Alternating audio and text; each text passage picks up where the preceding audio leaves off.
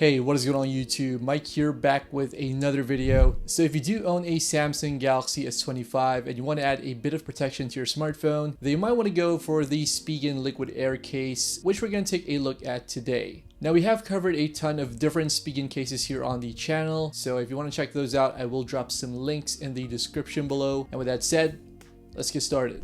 Alright, so if you're not familiar with the Spigen liquid air case, it is a TPU case, which means that it is pretty much flexible and will easily fit onto your phone. Now in terms of texture, the Spigen liquid air case does come with the same textured back, which Spigen mainly uses for the liquid air series cases. Now this textured surface also extends to the sides.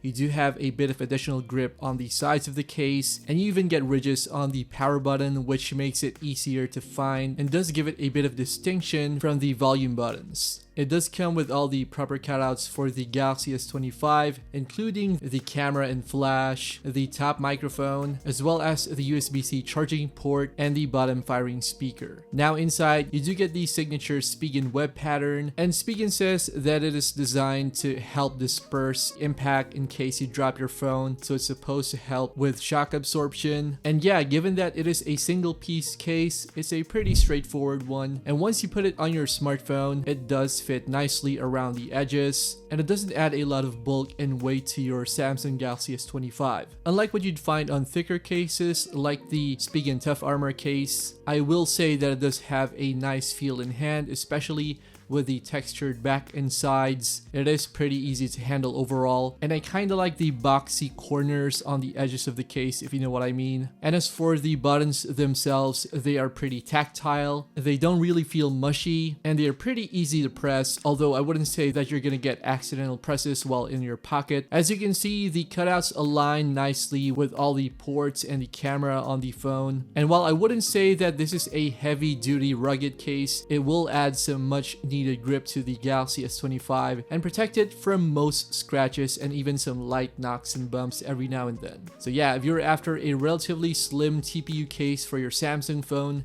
they might want to go for the liquid air case. I will drop some links in the description below if you want to check out this case. And yeah, let me know your thoughts about the liquid air case in the comments below. Thanks a lot for watching, and I'll see you guys in the next one.